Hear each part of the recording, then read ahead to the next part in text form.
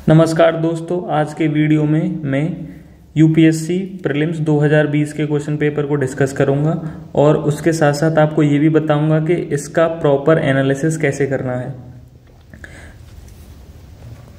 और इसकी मदद से हम ये सीखेंगे कि यूपीएससी प्रीलिम्स के प्रीवियस ईयर क्वेश्चंस को किस तरह से एनालिसिस करा जाए जिससे हम उस पर पीएचडी हासिल कर पाएं।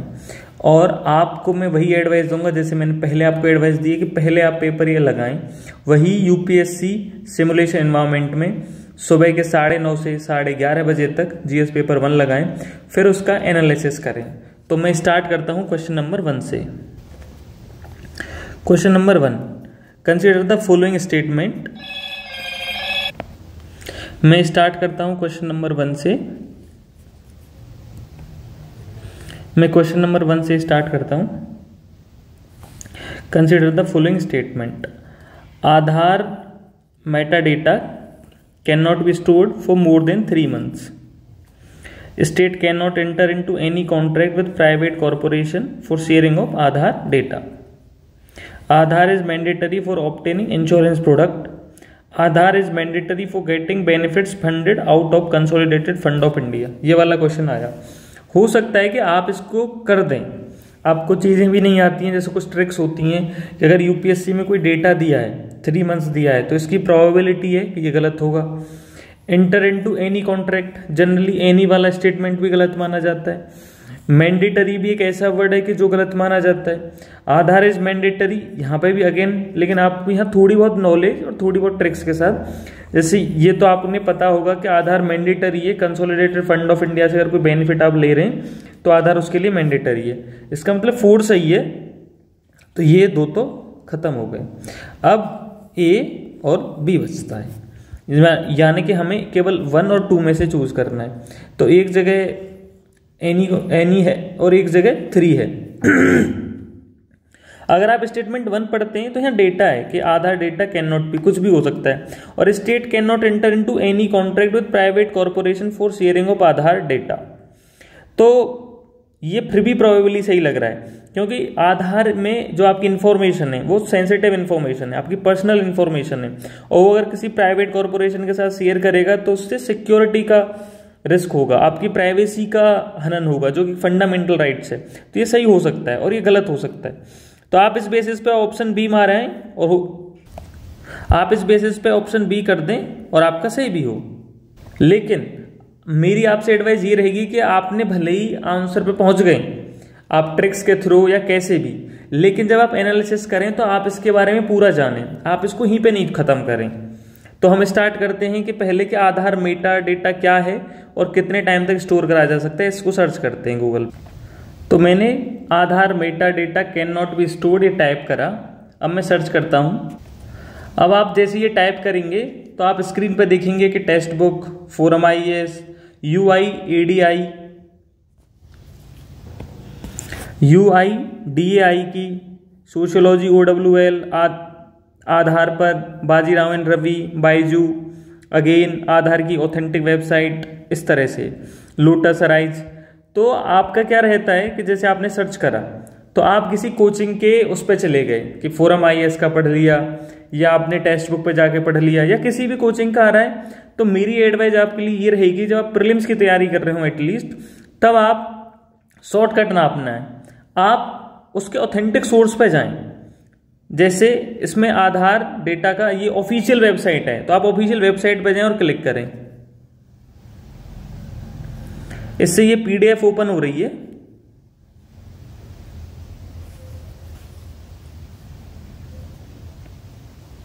लोटस अराइज, फिर उसके बाद आपकी फाइनेंशियल एक्सप्रेस। तो इसके ऊपर जो भी था वो एक कोचिंग्स की साइट थी। अगर मैं ऑफिशियल चीजें पढ़ना चाहता हूं तो मैं ऑथेंटिक सोर्स पे जाऊंगा। अब हमने आधार की साइट खुल गई। Aadhaar authentication data can not be retained beyond 6 months से सुप्रीम कोर्ट। तो सुप्रीम कोर्ट जो कह रहा है वो अपने आप में ऑथेंटिक है। सुप्रीम कोर्ट जो कह रहा है वो अपने आप में ऑथेंटिक है, तो ये एक ऑथेंटिक साइट है। अब हम इस पे यहाँ चीजें पढ़ सकते हैं। अब आप इस पे पढ़ें चीजें, और जो आपको समझ में आए उसको आप अपने नोट्स में लिखें।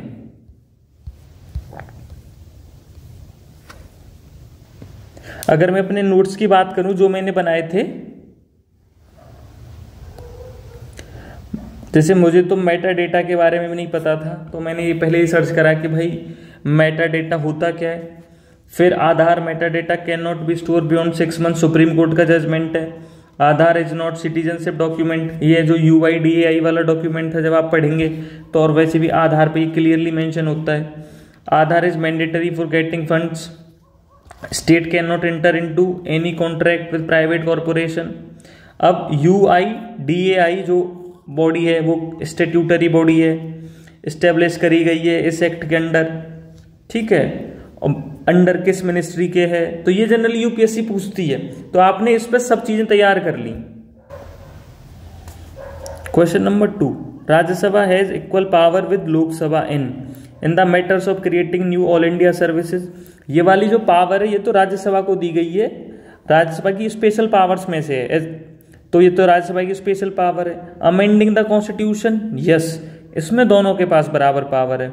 अगली बात करूं रिमूवल ऑफ द गवर्नमेंट, ये लोकसभा की पावर है। मेकिंग कट मोशंस, ये लोकसभा की पावर है।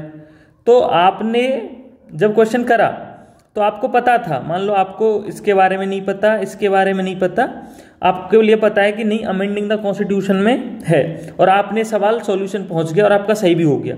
लेकिन जब आप एनालिसिस करने जाएं तब आपका एम यही है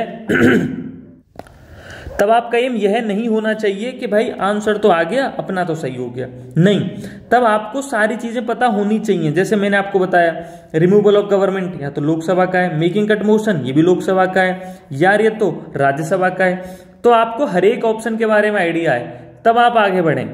अगर आपको नहीं है तो आप उसके सोर्स पे जाएं जहां से आपको ये लक्ष्मीकांत पॉलिटी की बुक में पार्लियामेंट चैप्टर के अंदर ये बहुत क्लियरली मेंशन है। आपको याद नहीं है तो आप पॉलिटी की बुक पे जाएं, वहां से चीजें पढ़ें और फिर आप नेक्स्ट क्वेश्चन पे जाएं। तो आपका एनालिसिस करते वक्त ये आइडिया होना चाहिए, आपको हर एक ऑप्शन के बारे में आइडिया हो, वो भी डीप में आइडिया हो, क्लैरिटी के साथ, कंसेप्चुअल क्लैरिटी के साथ। अब क्वेश्चन नंबर 3 की बात करूं तो with reference to funds under member of parliament local area development scheme which of the following statement are correct. तो ये 2020 का क्वेश्चन है, और जब कोरोना के टाइम पे एमपी लेड स्कीम्स काफ़ी पॉपुलर थी तो इस वजह से ये क्वेश्चन पूछा गया था। तो करंट अफेयर का क्वेश्चन है, लेकिन हम किसको कैसे कर सकते हैं, फिर हो सकता है कि यूपीएससी इसी के बेसिस पे कुछ सवाल पूछे, तो आपको इसके बारे में थोड़ा और आइडिया रखना है कि एमपी लेड स्कीम क्या है, और अगर आपके पास पर थोड़ा बेहतर आइडिया है तो आप इसको मेंस में भी यूज कर सकते हैं। खैर उसकी बात हम बाद में करेंगे, तो मैं क्वेश्चन स्टार्ट करता हूँ। MP-led funds must be used to create durable assets like physical infrastructure for health and education। ठीक है, कोई इशू नहीं लग रहा, सही है। Specified portion of each MP fund must benefit SC/ST population. Specified fund portion लिखा है, कुछ डेटा नहीं है, बहुत लिबरल स्टेटमेंट है। हाँ बिल्कुल हो सकता है, कुछ गलत नहीं है। MP-led funds are sanctioned on yearly basis and the unused funds cannot be carried forward to the next year। तो ये अपने आप में इस तरह से हो सकता है, MP-led funds ऐसा हो कि जो कैरी फॉरवर्ड हो सकता है, और ऐसा भी हो सकता है नहीं हो सकता, हमें इसके आइडिया नहीं है। हमें ये पता है 1 और 2 तो सही लग रहे हैं। District authority must inspect at least 10% of all work under implementation every year. तो यहाँ पे डेटा आ गया, ये गलत भी हो सकता है और सही भी हो सकता है। तो 1 और 2 की बात करें तो 1 और 2 तो ए भी सही हो सकता है, सी भी सही हो सकता है, डी भी। हमारा भी एक ही ऑप्शन कट पाया है। और MP-led वाले पे भी हमें डाउट है, इस वाले पे कैसा होगा।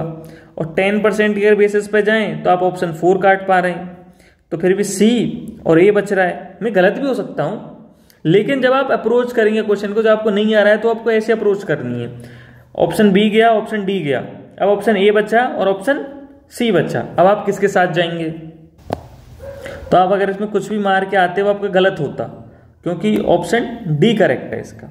ठीक है, कोई बात नहीं, आपका गलत हो गया, वो मैटर नहीं कर रहा, लेकिन आप इस इन चीज़ों के साथ स्टिक करेंगे कि डेटा गलत है, तो प्रोबेबिलिटी है कि आप 10 में से 8 क्वेश्चंस करके आएंगे सही। तो हम अब MP-led स्कीम के बारे में कैसे पढ़ेंगे, हम इस क्वेश्चन को डालते हैं। मैं वही एडवाइस दूंगा, MP-led लिख के आगे यूपीएससी नहीं लिखना है, कुछ नहीं लिखना है, आप MP-led डालो और सीधा ऑफिशियल साइट पे चलते हैं। मैंने MP-led स्कीम डाल के सर्च करी और उसके बाद विंडो ये आई। तो अगर आपका एआई जो असिस्ट सिस्टम है इस तरह से दे रहा है, तो आप इसमें भी ऐसे नहीं देखें, आप नीचे देखें कि सोर्स क्या क्या है। इसने पीआईबी को उठाया है, एमपी लेड स्कीम को उठाया है जो ऑफिशियल साइट है, ये भी ऑफिशियल साइट है, और विकासपीडिया भी गवर्नमेंट का ही है, अरुणाचल ये भी सब गवर्नमेंट के हैं। तो फिर आप इसमें से किसी को उठा सकते हैं। जैसे आपको हिस्ट्री जाननी है तो आप इस लिंक पे गए तो ये आपको बताएगा इसने उठाया कहाँ से। एक तो अरुणाचल से उठाया है और विकासपीडिया से। विकासपीडिया अपने में अच्छी है, गवर्नमेंट की ही साइट है, तो आप इसको यहाँ से पढ़ सकते हो। मतलब ऑफिशियल साइट पे जाके आपको पढ़ना है, आपको कोई शॉर्टकट नहीं अपनाना है। अब तो ये स्कीम आ गई पूरी कि ये सेंट्रल सेक्टर स्कीम है, 1993 और 94 में स्टार्ट हुई। फीचर्स इसके ये हैं, इम्प्लीमेंटेशन ये है, और अभी स्टेटस ऑफ इम्प्लीमेंटेशन क्या है, इस तरह से इन्होंने पूरा एक्सप्लेन करा गया है। ठीक है, तो आपको पूरा ओवरव्यू मिल जाएगा, आपको पूरा ओवरव्यू मिल जाएगा, पूरा आइडिया लग जाएगा उसके बारे में। आपके में अगर एआई असिस्ट सिस्टम नहीं आ रहा है तो आप नीचे जाके देख सकते हैं। देखिए एमपी लेड स्कीम, ये ऑफिशियल साइट है government of organ gov.in, government of India की। विकीपीडिया इसमें नहीं करना है। विकीपीडिया आप हिस्ट्री के क्वेश्चंस में कर सकते हैं। विकीपीडिया बहुत अच्छा दिया होता है, आपको बहुत ब्रॉड अंडरस्टैंडिंग आती है। हाँ, हमेशा डिस्प्यूटेड रहता है लेकिन फिर भी एक अच्छी अंडरस्टैंडिंग आती है। उसके अलावा मालदा डिस्ट्रिक्ट, ये भी ऑफिशियल है, ये किसी कोचिंग का है, इस पर नहीं जाना है। एमपी लेड, ये भी गवर्नमेंट का है, इस पे जा सकते हैं, गवर्नमेंट का है। ये भी एमपी लेड स्कीम, ये भी एक कोचिंग का है, इस पे नहीं जाना है। ठीक है, तो इससे आपको आइडिया लग गया होगा। अब मैं आपको अपने नोट्स दिखाता हूं, मैंने किस तरह से नोट्स बनाए थे। देखिए मुझे क्वेश्चन नंबर 2 अच्छे से आता था इसलिए मैंने नहीं लिखा। अब मैं सीधा क्वेश्चन नंबर 3 पे चला गया। मुझे क्वेश्चन नंबर 2 आता था इसीलिए मैं क्वेश्चन नंबर 3 पे सीधा चला गया।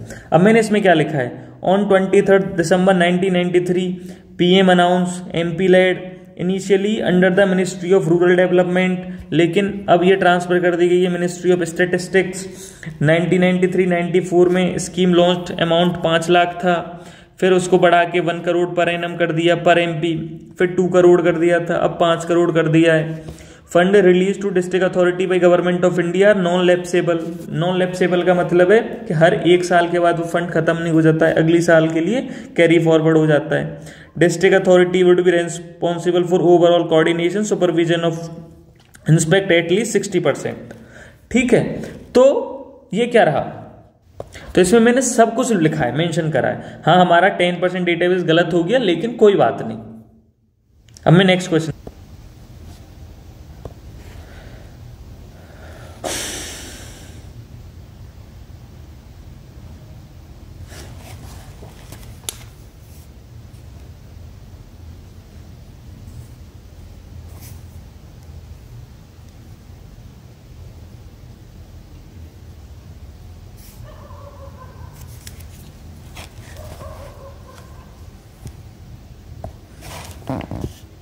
अगर मैं क्वेश्चन नंबर 4 की बात करूं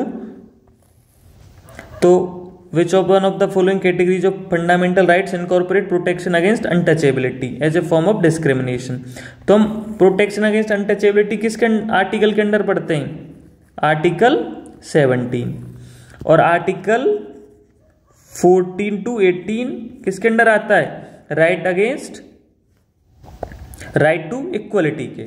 और राइट अगेंस्ट एक्सप्लॉयटेशन तो आप आराम से मार सकते हैं ऑप्शन डी, लेकिन मान लो आपको कंफ्यूजन हो रही है, आपने ऑप्शन मार दिया डी, कैसे भी करके आप पहुंच गए और आपने मार दिया, लेकिन जब आप एनालिसिस करें तो आपका यही नहीं होना चाहिए अरे 4 था मेरा तो सही हो गया मैं आगे बढ़ता हूं। नहीं, आपको हर एक ऑप्शन के बारे में जानकारी होनी चाहिए। राइट अगेंस्ट एक्सप्लॉयटेशन क्या है, आर्टिकल 23, 24। राइट टू फ्रीडम क्या है, article 19 to 22। Right to constitutional remedies, आपको इसके बारे में नहीं पता है तो आपको पता है, आप इसको सर्च करो, उसके बारे में पढ़ो कि राइट टू कॉन्स्टिट्यूशनल रेमेडीज क्या है। आपको आइडिया होना चाहिए कि कॉन्स्टिट्यूशनल रेमेडीज ये क्यों है। आप समझ पा रहे हैं क्यों एनालिसिस इंपॉर्टेंट होता है, आपको हर एक ऑप्शन के बारे में आइडिया और बेटर अंडरस्टैंडिंग है। अगर मैं क्वेश्चन नंबर 5 की बात करूं, in India separation of judiciary from executive is enjoined by, तो सेपरेशन ऑफ जुडिशरी का आइडिया कहां से, प्रीएम्बल ऑफ कॉन्स्टिट्यूशन की बात करें, DPSP, 7th schedule, conventional practices. तो आपको इसका आइडिया होना चाहिए कि प्रीएम्बल ऑफ कॉन्स्टिट्यूशन क्या है, क्या इसमें बात हुई है, नहीं हुई। डीपीएसपी में बात हुई है, यस हुई है। आर्टिकल 50 की बात करता है। अब 7 शेड्यूल, आपको पता है कि हाँ मेरा ऑप्शन ही हो गया, लेकिन 7 शेड्यूल ये क्या है? अगर आपको नहीं पता है तो आप जाने 7 शेड्यूल क्या है। पता है तो अच्छी बात है, नहीं पता है तो आप सर्च करें, पढ़ें उसके बारे में। 7 शेड्यूल डिवीजन ऑफ पावर्स हैं यूनियन और स्टेट के बीच में। कन्वेंशनल प्रैक्टिस, इसका क्या मतलब होता है, इसको जाने। आपको हर एक ऑप्शन का बेटर आइडिया होना चाहिए। अब question number 6, along with the budget finance minister also place other document before the parliament which include the macro economic framework statement. The aforesaid document is presented because this is mandated by long standing parliamentary convention। ठीक है। Article 112 and article 110, article 113 of the constitution और FRBM act 2003। ठीक है। आपको पता है, आपने option D मार दिया कि FRBM एक्ट के अंदर ये मैंडेटरी है कि आप मैक्रो इकोनॉमिक फ्रेमवर्क स्टेटमेंट, आपको इसके बारे में आइडिया नहीं है तो आप क्या करो, ऑफिशियल साइट पे जाके हम पढ़ते हैं, फिर हम FRBM एक्ट डॉक्यूमेंट डालते हैं। आपने FRBM एक्ट डॉक्यूमेंट डाला, अब सर्च करते हैं तो देखो AI जो असिस्ट सिस्टम है उसने हमें ये दे दिया है। तो हम पहले तो इसके सोर्स देखेंगे उठा कहां से रहा है। ठीक है, तो इसके सोर्स हैं economic times, what is FRBM act, CNBC TV 18 और इंडिया बजट। तो इंडिया बजट ऑफिशियल साइट है, इकोनॉमिक्स टाइम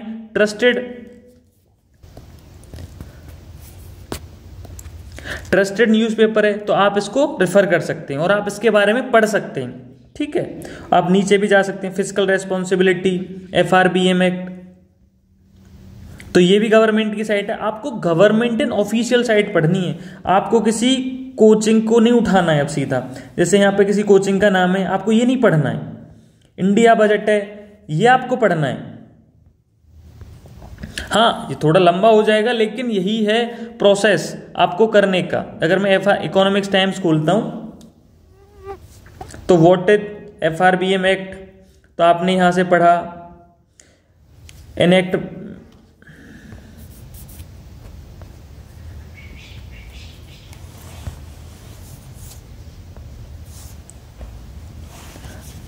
अगर मैंने की टू बजट डॉक्यूमेंट पे क्लिक करा तो एक PDF खुली। अब आप कहेंगे PDF लंबी होगी, यही प्रोसेस है चीजों को सीखने का। आप कहेंगे कि डॉक्यूमेंट लंबा होगा, लेकिन यही प्रोसेस है कि आप चीजों को ऑथेंटिक वे में सीख पाते हैं। देखिए क्लियरली मेंशन है, list of budget document presented to the parliament beside the finance minister budget speech, annual financial statement, demand for grant, finance bill, statement mandated under FRBM act, macro economic framework and medium term fiscal policy cum fiscal policy strategy statement. तो clearly mention है। अब आप EFS के बारे में पढ़ें जो कि आर्टिकल 112 के अंडर है। ठीक है, देखो कितना अच्छा डॉक्यूमेंट है, आपको सारी इंफॉर्मेशन इस पे मिल जाएगी जो आप चीजें जानना चाहते हैं। आपकी एक बहुत बेटर अंडरस्टैंडिंग बनेगी इससे। आर्टिकल 113 जो उसमें दिया हुआ है, फाइनेंस बिल, FRBM एक्ट। अब ये मैक्रो इकोनॉमिक फ्रेमवर्क क्या है, मीडियम टर्म फिस्कल पॉलिसी क्या है, सब कुछ इसमें गिवन है। अगर आप ऐसे चीजें करते हैं तो आप चीजें समझते भी हैं और बेटर अंडरस्टैंडिंग आती है। अब आपको पता चल गया कि जो आर्टिकल 112 था वो तो एनुअल फाइनेंशियल स्टेटमेंट के लिए था, 113 डिमांड्स फॉर ग्रांट के लिए था, FRBM एक्ट के अंदर 2 अनदर आपको स्टेटमेंट और मिल गए होंगे कि यार ये भी 2 डॉक्यूमेंट होते हैं जो गवर्नमेंट सबमिट करती है। ठीक है, ऑफिशियल साइट से आपको पढ़ना है, मेरा एम्फेसिस यही है आपके लिए।